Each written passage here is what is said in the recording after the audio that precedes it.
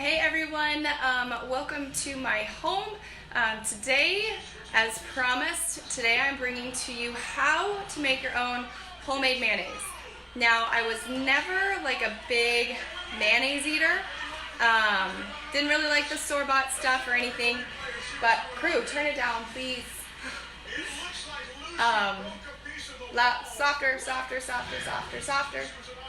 Softer. My kids are home and they're watching, what is that? What are you guys watching? The Hole in the Wall. Do you remember that from like a long time ago where people had to make shapes and go through the hole in the wall? So that's what they're watching right now, and he was turning it up because he couldn't hear over my speaking. But anyway, so I was never just like a mayonnaise eater at all. I didn't like Miracle Whip. I didn't like mayonnaise. I didn't eat anything. But when I started doing Whole30, I learned how to make my own homemade mayonnaise. So over the course of the last probably 5 years, now granted, depending on the season of life I'm in, I will go to the store and buy it. But kind of moving forward now, this is like just a staple in our home. I make one probably about once a week. Depends on if I'm actually doing a Whole30, then I go through a lot more mayonnaise, and if I'm not actually doing a specific Whole30, then I won't necessarily do a whole lot of mayonnaise week after week. But it's a super easy recipe, and I just figured too, with everything going on in the world, let's just take our minds off of it for a little while. Let's make some homemade food. It's really good for you, it's healthy for you, and if you have kids at home, this is a great opportunity to actually include them in creating some homemade goods that you can enjoy. And actually my kids love this stuff. They could eat spoonfuls of it. And then like the regular mayonnaise, not so much anymore. So let's get started. The ingredients are the things that you need, and these end up becoming staples for a lot of things that you cook. But light tasting olive oil, we buy a lot of this because you also use this for homemade ranch dressing. It's called dump ranch. We also get lemon juice rather than actual lemons, but you can totally use regular lemons, especially if you have lemon trees here in Arizona. It's a great chance because those lemons grow faster than you can use them. But this, because we don't have a lemon tree, this is what I use. And then the only other two really ingredients are, I guess, you have an egg here. This is the key with this one is that you actually keep it room temperature. So as soon as you are like, okay, I want to make some homemade mayonnaise, put an egg out, let it sit out for a couple of hours, because otherwise the mayo and the like olive oil and all the things don't really emulsify very well. So room temp. Then we have ground mustard seed and salt. And that's it. That's how you make mayonnaise. So let me show you guys how we do this. So I'm going to take my egg, and then I just use a NutriBullet thing, but then I'll use my actual emulsifier to get it to emulsify versus like a blender. Because you have to, second key, is you have to pour the olive oil very, very slowly. And I realized my camera is like, it looks like my house is tilted. But you should see the contraption I have set up so you can actually see me and my ingredients. So I'm going to crack my egg into here. And the great thing is there's no right order. I'm going to try to fix this really quick because it's like, it's just going to all come crashing down. Oh my word. It's going to come crashing down. There we go. So slowly. So put my egg in here. The next thing I'm going to do is it's a teaspoon of both of these. So one teaspoon, super easy. And there's different varieties too. Like you can actually put in avocado into this and make like an avocado mayonnaise. But this is kind of like the staple. So salt, 1 tablespoon. And then I'm going to do 1 tablespoon of ground mustard seed. I actually went and got some more at the store last night. I went to the store. I guess the thing to do with the store is to not necessarily go at night if you need things, because they didn't really have a whole lot out. And so I know some of these ingredients might be hard to find. However, because this is something that you make at home and you don't actually buy, what am I trying to say? So because you're piecing this together, these ingredients are actually a little bit easier to find. So like stock up, well, don't stock up. Get what you need and leave others, or leave some for other people that need it too. So this is our light tasting olive oil. Lemon juice, I'm gonna do 1 tablespoon of this. So add 1 tablespoon. And that's pretty much it with those ingredients. So let me put these aside.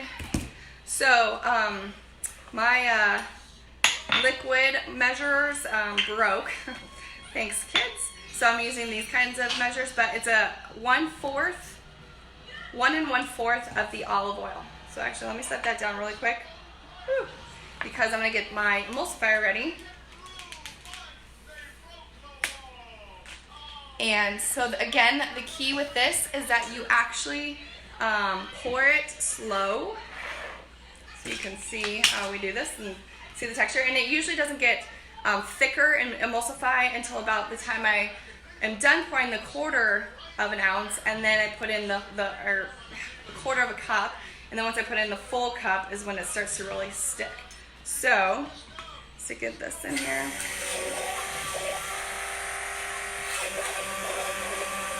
So again, just pouring it slow. It's almost like painstakingly slow. It's all very watery right now still. That's okay. It took me probably like half a dozen mayonnaise to make to actually get it right. Because even still, sometimes I mess up. Maybe my egg isn't warm enough or room temperature enough. It's still too cold. So it's still very liquidy. Pouring very slowly, like a trickle. And I've never actually done it recently with, where's that? So you can kind of see what it looks like still. I've never actually done it with like a blender, so I'm not quite sure if that would work very well. It would just seem like it would take a long time. So I'm gonna put the full cup of olive oil. So let's pour this painstakingly slow.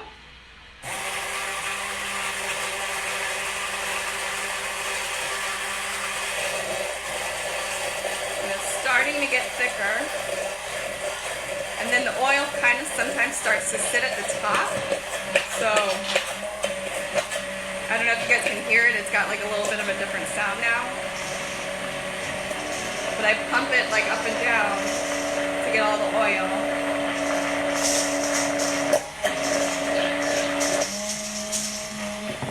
And now it's like really like the oil's getting thick.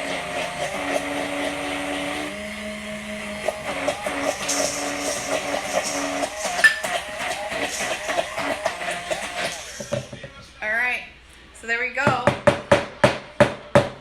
Super thick and delicious mayonnaise. So I will keep this for, like I said, it could last. It's falling. Oh my gosh, that was like perfect timing, right? So I could keep this in my fridge for probably up to a good week, maybe just a little bit over. And but a lot of the times when I am making this, it doesn't actually last that long because it is really good. I'll use it literally if I'm cooking, you know, meat for at dinner. I'll use it just to top on my meat. I'll use it as salad dressing. I'll use it for egg salad sandwiches, for tuna salad. And it's just such a really good healthy fat. So Lisa, Trader Joe's has stocked shelves and all ingredients to make it right now. Perfect. Trader Joe's is a good place to go. I was at Albertsons last night, and again, when you go at nighttime, shelves are thinner, much thinner. But you can use it also for your dip with vegetables. So it just really becomes a staple. Then get creative with it. Like I said, you can add avocado. To make avocado, you can put in like some spicy seasoning to make it a little bit spicier.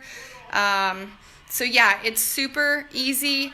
Just give it a try. Like, you'll be so amazed at how much better it tastes than things that you're buying at the store.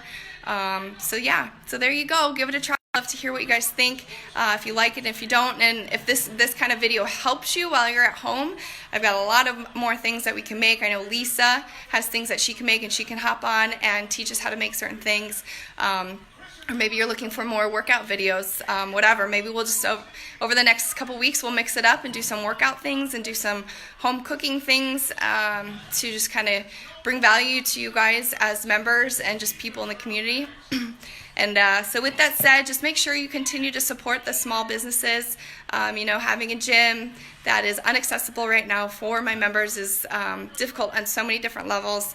But I just encourage you to continue to support them financially, support them socially, you know, like their stuff on social media, give them reviews, share the things that we're doing, share this video if you found it was helpful. Maybe somebody else wants to know how to make homemade mayonnaise, but just know that we're all trying really, really hard. It's a season of things that are just really unsure and unclear, but the more we can support the things that we're doing to keep our businesses open and running, the better. And just so you guys all know, I appreciate you. Thank you, Lisa, for being on here. And we'll get you on here maybe later this week. So we'll talk to you guys later. Thank you so much.